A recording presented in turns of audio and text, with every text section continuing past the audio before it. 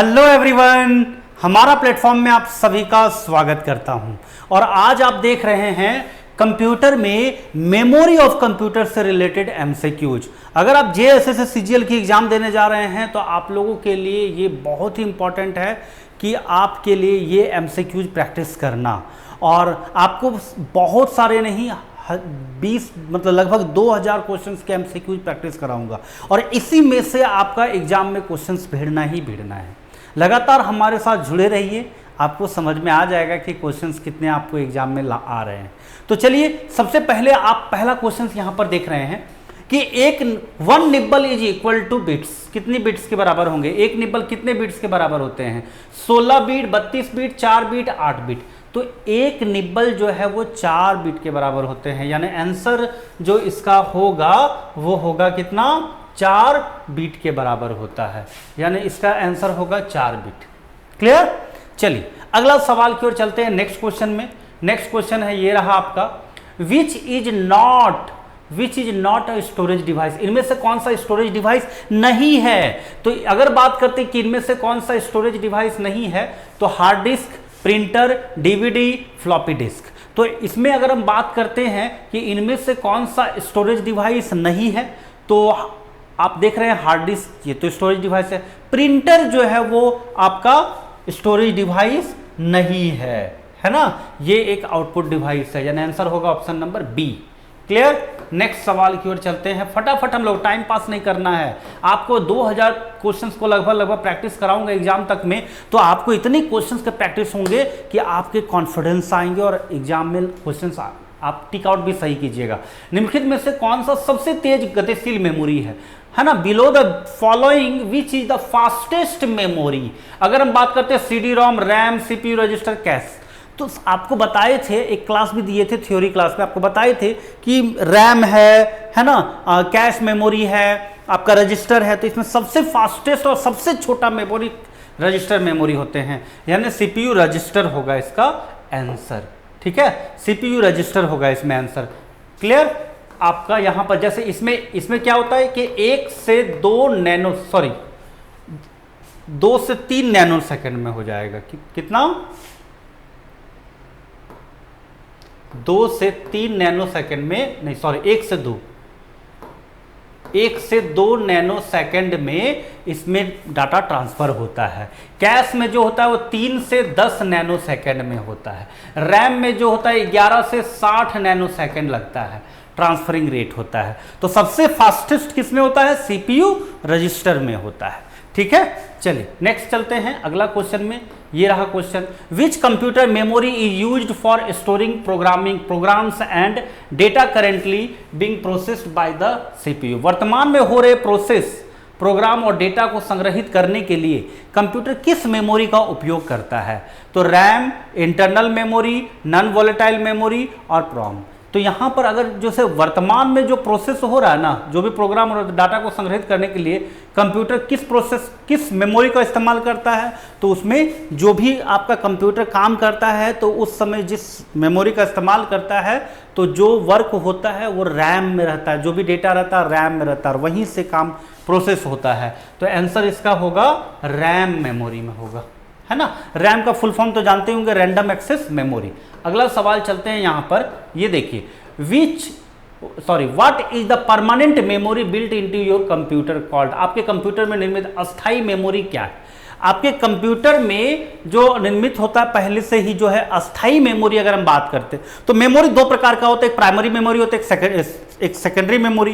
Primary memory को main memory कहते हैं, और उस मेन मेमोरी में एक वॉलेटाइल, नॉन वॉलेटाइल आता है। तो वॉलेटाइल में रैम आ जाता है और नॉन वॉलेटाइल में रोम आ जाता है। तो यहां पर आपका जो रोम जो होता है ना वो परमानेंट होता है ना, यानी आंसर इसका होगा रीड ओनली मेमोरी। रोम का जो फुल फॉर्म होता है वो आपका आंसर होगा इसका रोम होगा, इसमें अस्थाई मेमोरी होती है। Clear?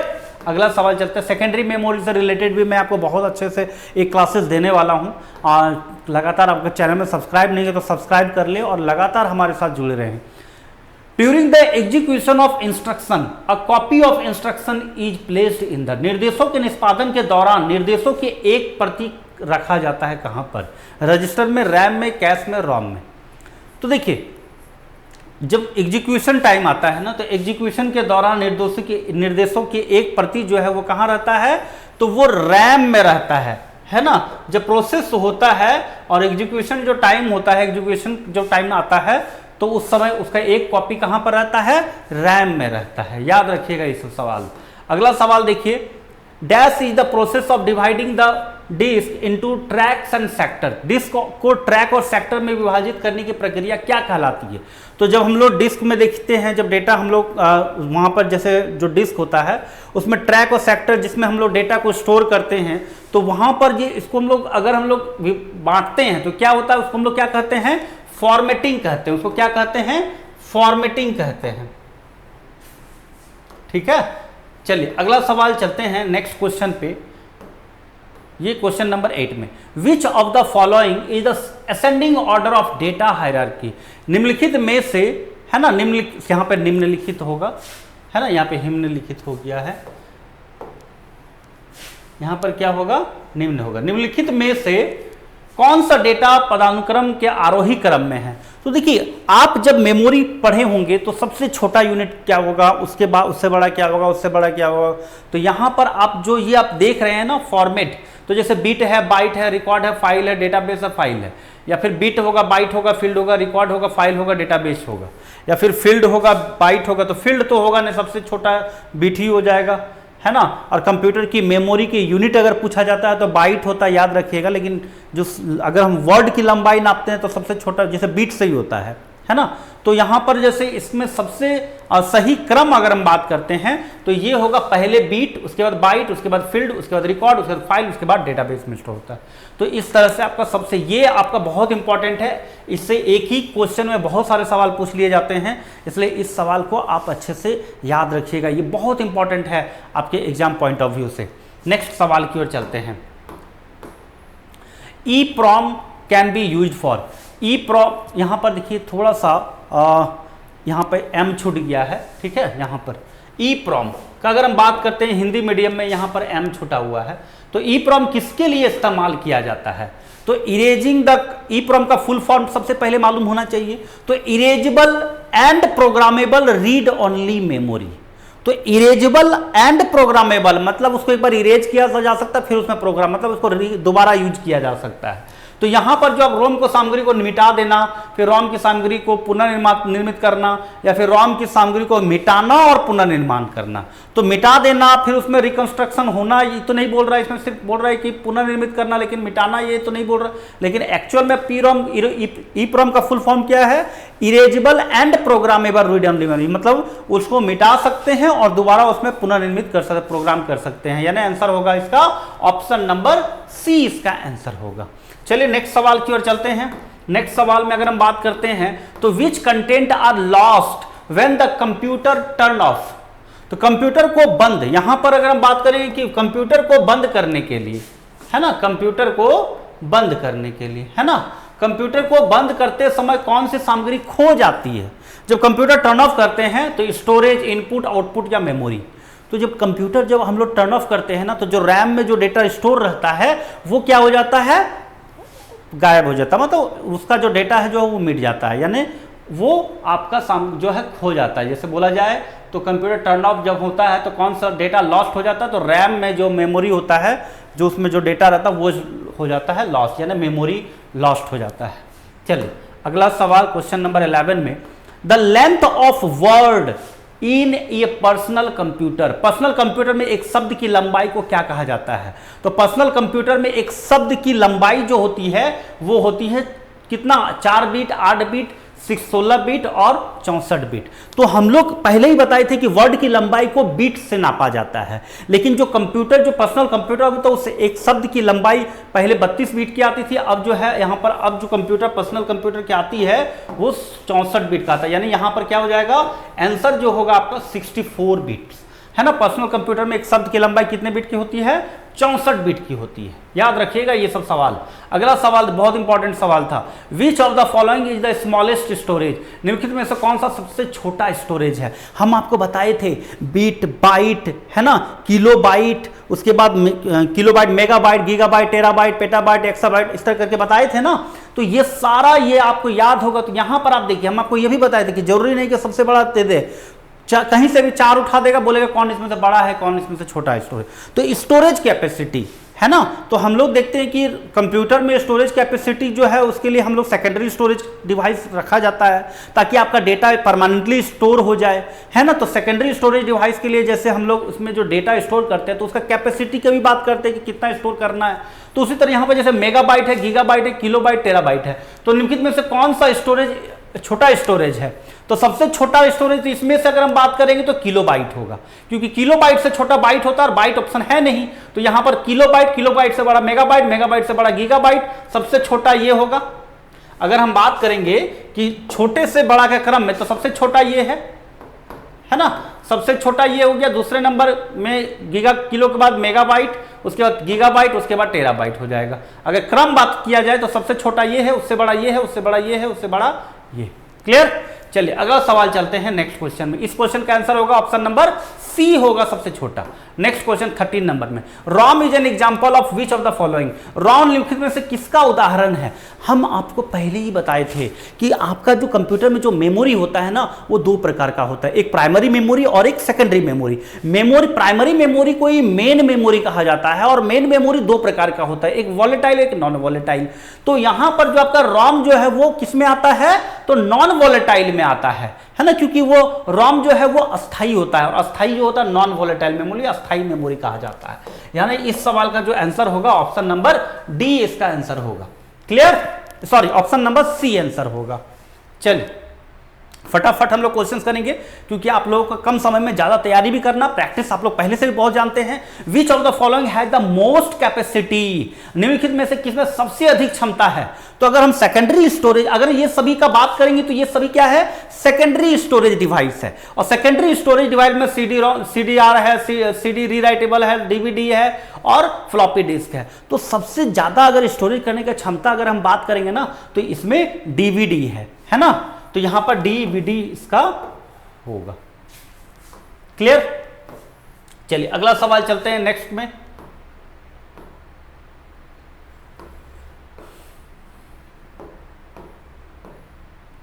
When you save the current data, when your data will remain when the computer is turned off, जब आप वर्तमान डेटा को स्टोर करते हैं और जब कंप्यूटर बंद होता है तो डेटा कहां स्टोर होता है। तो कहां डेटा स्टोर होता है, तो अगर रैम में रहता तो उड़ जाता है, वो डिलीट हो जाता है, अपने आप गायब हो जाता है, खत्म हो जाता है। तो आपका रैम में तो होगा नहीं, मदरबोर्ड में होगा नहीं, प्राइमरी स्टोरेज तो ऑलरेडी वो वोलेटाइल नॉन वोलेटाइल वाला आता है पोर्शन आपका। जब आपका वर्तमान डेटा को स्टोर करते हैं और जब कंप्यूटर को टर्न ऑफ करते हैं तो डेटा कहां स्टोर रहेगा, वो सेकेंडरी स्टोरेज में रहेगा, क्योंकि वहां पर परमानेंटली रहता है। यानी आंसर होगा इसका option number B, sorry option number C. C को हम लोग सहायक मेमोरी भी कहा जाता है। ठीक है? चलिए अगला सवाल देखिए, कंप्यूटर से use the dash number system to store data and perform calculation, computer data को स्टोर करने और गणना करते समय करने के लिए किस नंबर सिस्टम का उपयोग किया गया है। तो आप सभी को पता है कि कंप्यूटर में जो नंबर सिस्टम का इस्तेमाल किया जाता है तो उसमें हम लोग बाइनरी, ऑक्टल, डेसिमल, हेक्साडेसिमल, तो बाइनरी नंबर सिस्टम का इस्तेमाल किया गया है। ये तो आप आसानी से बता सकते हैं। चलिए नेक्स्ट सवाल की ओर चलते हैं, क्वेश्चन नंबर 17 में। A DVD is an example of, DVD निम्नलिखित में से किसका उदाहरण है। तो hard disk, optical disk, output devices और SSD, है ना। तो यहां पर निम्नलिखित में से DVD जो है वो आपका हार्ड डिस्क है। देखिए SSD जो है, अब आपका जैसे हार्ड डिस्क जो है ना, हार्ड डिस्क की जगह रिप्लेस किया गया, उसका एडवांस वर्जन जो है वो SSD आ गया है ना, जो आपके कंप्यूटर के प्रोसेस, मतलब जो डेटा में जो हम लोग ट्रांसफरिंग रेट होता है ना, उसको फास्ट हो जाता है। आपका कंप्यूटर बहुत फास्ट काम करता है। तो यहां पर अब जो DVD जो है हम बात करेंगे, तो DVD क्या है, वो आपका एक ऑप्टिकल डिस्क है। क्या है? DVD जो है ऑप्टिकल डिस्क। क्या है? Optical disk. अगला सवाल चलते हैं नेक्स्ट सवाल में, क्वेश्चन नंबर 18 में। The computer abbreviation KB, KB usually means, KB का फुल फॉर्म क्या होता है? तो केबी का मतलब किट बिट या की बाइट या किलो बाइट या की ब्लॉक। तो आप सबको पता है कि केबी का फुल फॉर्म होता है किलो बाइट। क्या होता है? किलो बाइट होता है। क्लियर? चलिए नेक्स्ट सवाल की ओर चलते हैं, क्वेश्चन नंबर 19 में। Which of the following store, which of the following storage media, which of the following storage media provides sequential access only? sequential access only किसमें करता है? मैं floppy disk, magnetic disk, magnetic tape, optical disk. तो जो data हम लोग लेते हैं ना, मतलब कहीं से भी डेटा, तो वो सीक्वेंस में ही डेटा मिलेगा। तो सीक्वेंशियली डेटा जो है हम लोग एक्सेस किसमें करते हैं? तो आपका इसका मैग्नेटिक टेप होगा सीक्वेंशियल। मैग्नेटिक टेप में क्या होता है? डेटा जो है एक के बाद दूसरा मिलेगा, तीसरा मिलेगा, चौथा मिलेगा, ऐसा नहीं कि हम रैंडमली कहीं से पिक कर सके। तो आपका मैग्नेटिक टेप होगा। इसका जो आंसर होगा ऑप्शन नंबर सी इसका आंसर होगा। नेक्स्ट सवाल की ओर अगर हम बात करते हैं तो क्वेश्चन नंबर 20 में, which of the following is not true about RAM? RAM से रिलेटेड अगर हम बात करते हैं 4 पॉइंट में से कौन सा सही नहीं है, क्योंकि कौन सा रैम के बारे में सच नहीं है? तो रैम एक अस्थायी स्टोरेज क्षेत्र है, ये तो आप जानते हैं अस्थायी होता है क्योंकि पावर ऑफ डाटा गायब। रैम हार्ड डिस्क के समान है, रैम हार्ड डिस्क के समान, रैम की तुलना हार्ड डिस्क से की जा रही है, तो ये तो मुझे समझ में नहीं आ रहा है। और थोड़ा सा 2 पॉइंट बता देते हैं, यहीं पर तो समझ में आ गया कि रैम एक प्राइमरी मेमोरी है और हार्ड डिस्क एक सेकेंडरी मेमोरी है। तो दोनों सेकेंडरी स्टोरेज डिवाइस में आपका परमानेंटली स्टोर रहता है और रैम में परमानेंटली स्टोर नहीं रहता है। तो यहीं से क्लियर हो जा रहा है कि RAM is the same as hard disk नहीं। तो आपका कौन सा गलत है इसमें से? तो ऑप्शन नंबर बी जो है ये आपका रॉन्ग है। समझ गए? तो आज मतलब हर जैसे भी हम लोग ये एमसीक्यूज करते हैं तो 20-20 क्वेश्चंस के सीरीज लेकर के आते हैं। और अगर आप चाहते हैं कि हमारे साथ जुड़ करके कंप्यूटर के साथ साथ मैथ्स, रीजनिंग और भी बहुत सारे एमसीक्यूज प्रैक्टिस करना चाहते हैं, जो आपके एग्जाम के लिए एक्सपीरियंस क्वेश्चंस, मतलब एक्सपीरियंस होल्डर के थ्रू से जो क्वेश्चंस प्रोवाइड किए जा रहे हैं वो आपको प्रोवाइड यहाँ पर मिलने वाले हैं। और आप अगर हमारे साथ जुड़ते हैं तो आपको आगे चल करके बहुत कुछ मिलने वाला है। मैं किस मकसद से ये चैनल पर आया हूँ और इस चैनल के थ्रू से आपको क्या देने वाला हूँ वक्त बताएगा। मैं अभी कुछ भी शेयर नहीं करना चाहता हूँ। आपको बता दूं कि मैं इससे पहले 3 साल ऑनलाइन पर था, ऑनलाइन पे काफ़ी क्लासेस दिए हैं, लेकिन अपना बेस्ट नहीं दिया हूं। अपना बेस्ट इसी चैनल के थ्रू से दूंगा। और किस मकसद से मैं आपको कुछ इस चैनल के थ्रू से आप तक कनेक्ट होना चाह रहा हूं, जो आपको आगे बताऊंगा, क्योंकि मेरा मकसद, मेरा ड्रीम बहुत ही बड़ा है। और अगर मैं आप लोगों के एग्ज़ाम को अच्छा से दिलाने में, अगर मैं अपनी तरह से जितने भी मुझे नॉलेज प्राप्त हुए हैं, मैथ्स हो, रीजनिंग हो, कंप्यूटर हो, ये 3 सब्जेक्ट को तो मैं पढ़ा रहा था और भी मेरे साथ टीचर्स जुड़े हुए हैं जो आपको हेल्प करेंगे एग्ज़ाम में। और मैं अपने जो भी एक्सपीरियंस है उस एक्सपीरियंस को आप लोगों तक पहुंचाना चाहता हूं, जिससे आपका एग्ज़ाम अच्छा चल जाए।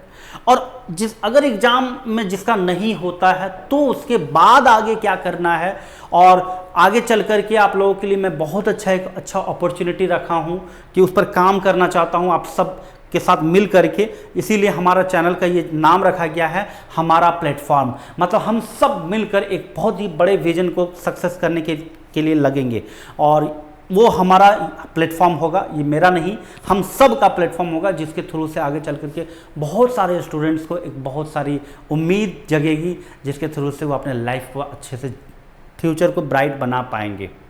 सब कुछ नहीं शेयर करूंगा, अभी वक्त आएगा।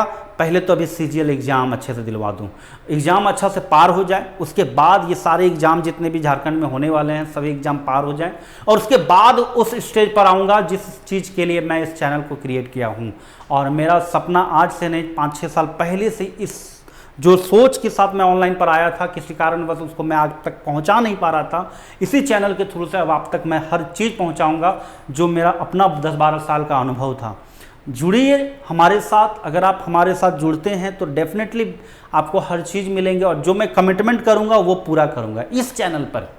क्योंकि मैं पहले जो भी अगर बोलता था शायद नहीं रेगुलर हो पा रहा था, तो उसके कुछ रीजंस थे, लेकिन इस पर जो मैं कमिटमेंट करूंगा, क्योंकि मैं अब यहाँ पर मैं अपनी जिम्मेदारी के साथ यहाँ पर आया हूँ। तो अपनी जिम्मेदारी किस मकसद से आया हूँ, उस मकसद को लेकर के आया हूँ, तो उम्मीद करूँगा कि आपके भरोसा को नहीं तोड़ूंगा। और आगे वक्त बताएगा, मेरी मेहनत बताएगी, और आप लोगों का विश्वास जो मैं जीत पाऊँगा वो बताएगा। ठीक है, अगर अपने फ्रेंड सर्कल अगर आपके हैं जो वो भी तैयारी कर रहे हैं तो उसको ज़रूर हमारे बारे में बताएं कि JSS CGL के लिए यहाँ पर अच्छा एक क्लासेस प्रोवाइड किए जा रहे हैं। और 10-12 साल का अनुभव होने के बावजूद भी मैं क्यों पीछे रहा, क्यों ऑनलाइन की दुनिया में पीछे रहा, किस मकसद से अपना चैनल को ग्रो नहीं कर पाया, क्यों आप तक मैं अपना सब कुछ नहीं दे पाया, ये बहुत सारे रीजन्स हैं। वक्त आएगा मैं अपने हर कुछ बताऊँगा जिससे आपको भी मोटिवेशन मिलेगा और आप अपने लाइफ में सब कुछ कर पाएंगे जो आज तक आप नहीं कर पाए हैं। समय आएगा, बहुत कुछ बताना है, बहुत कुछ करना है, और हम सबको मिल करके हमारे प्लेटफॉर्म के थ्रू से सफल होना है। मिलते हैं नेक्स्ट क्लास में। इस क्लास को आप सभी को देखने के लिए बहुत बहुत धन्यवाद।